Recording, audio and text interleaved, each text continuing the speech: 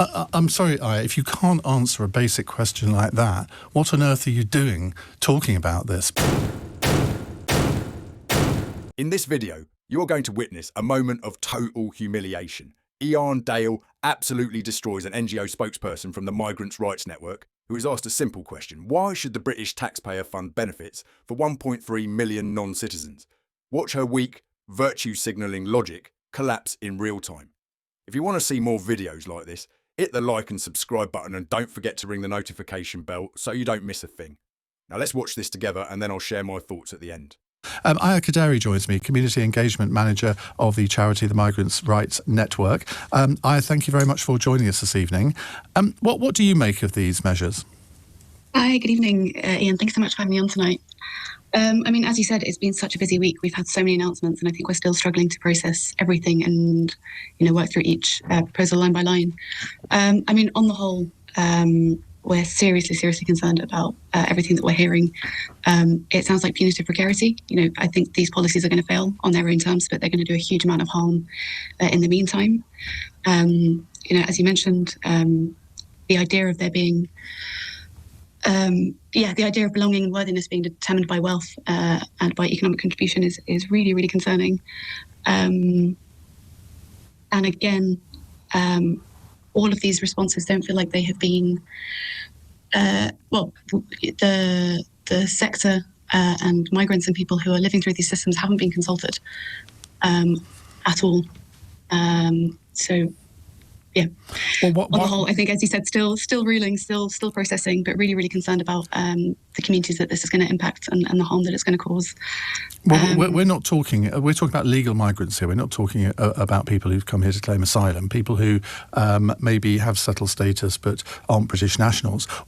Explain to my listeners who may think, well, why should the British taxpayer have to pay benefits to 1.3 million people who are not British nationals? So I think the first thing to pick up on here is, just the idea of legal and illegal migrants to begin with. Obviously you mentioned people seeking asylum, and there's all the policies that have come out earlier this week about that. But that also ignores the complexity of the immigration system and how easy it is to become irregularised. And the proposals that we have seen this week and this evening, including significantly increasing the time it takes to get indefinite leave to remain, is going to massively increase the possibility of people becoming irregularised in that process or losing their status or struggling to renew it. So again, it's not such a simple, just the way people have travelled here. It's also... No, but the basic figures are, and I think they've only just been released, that in the last 12 months, every day, 472 legal migrants start to claim universal credit. That number has gone up by 6.7% in a year, which means that 1.3 million foreign nationals are receiving universal credit. How can we as a country, where cash is fairly sort of restricted at the moment, how can we justify that? How can you justify it to people who are paying their taxes and expect to get public services from them? So again, I think this is just not abstracting the idea of a migrant. These are members of our communities. They're the children in our schools, they're our neighbours, they're our community members, they are the nurses treating you when you go to hospital. People have spent a huge amount of time and energy and resource to get to the UK, and they're part of our community. I think. But how can you're totally avoiding the question, if I may say so. I'm asking you to justify how the British taxpayer is expected to pay benefits to 1.3 million non-British citizens. No other country would do this, would they? I don't have the information on each different country's welfare policies, but again, we're we're talking. I don't know how to frame this without getting caught up in a framework which I think is quite difficult. I think again, I'm just struggling with this idea that.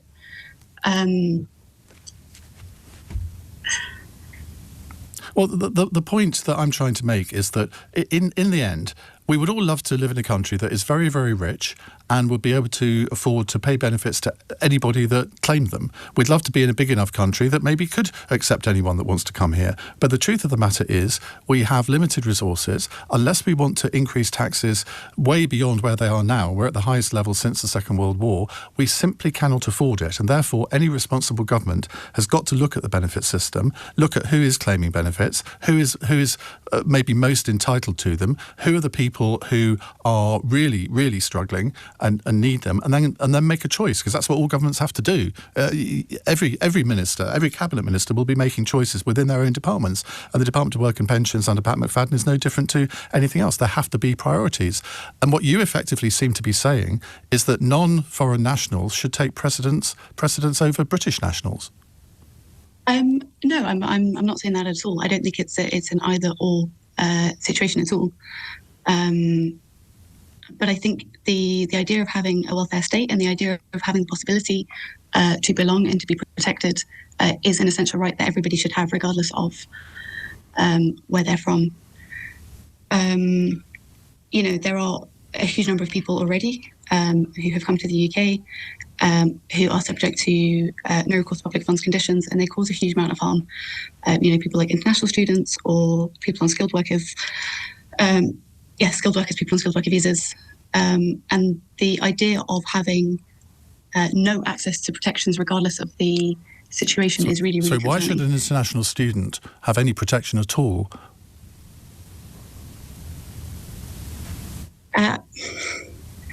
I think so. I'm sorry, Aya, if you can't answer a basic question like that, what on earth are you doing talking about this? Because you come out with all of these things saying, well, so-and-so should be entitled to something without any evidence to back it up.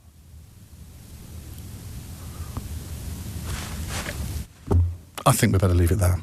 Aya, thank you very much. That's Aya Khedairi, Community Engagement Manager of the charity, the Migrants Rights Network. I'm the last person in the world to suggest that there aren't people who come to this country who are not British citizens who do deserve to be helped through the benefit system. But I'm sorry, if you represent a body like the Migrants Rights Network, at least actually be prepared to explain your position. You just saw the entire rotten foundation of the UK's woke industrial complex exposed. She didn't have a real answer because their entire position is built on pure sentiment and emotion, not mathematics, not common sense, and certainly not accountability to the British taxpayer. She kept falling back on buzzwords like community and belonging, but the second she was asked to connect those feelings to the financial reality of the UK's highest tax burden since what, she stuttered, stammered, and melted down. Who benefits? Not the British worker. The people who benefit are the activists and NGO professionals like her, who are paid a salary to push an ideology that treats this country's resources like an endless buffet for anyone who arrives. When Dale asked the most basic question, why should an international student have any protection at all, she couldn't utter a word of rational justification. This clip is a perfect example of Britain's current crisis. We are governed and lobbied by people who are actively hostile to the idea of finite resources, national boundaries, and prioritising our own citizens. The fact this interview had to be cut short proves that when you push back against the woke narrative with basic economics, it collapses into total lies and incoherence. The elites are using your money to fund their virtue signals, and they get furious when you dare to ask why. Now, let me know what you think. If a paid representative of an NGO can't justify their position, what does that tell you about the future of our benefit system? Should foreign nationals have priority over British citizens? If you want to see more videos like this, hit the like and subscribe buttons, and don't forget to ring the notification bell so you never miss a video. Thanks for watching.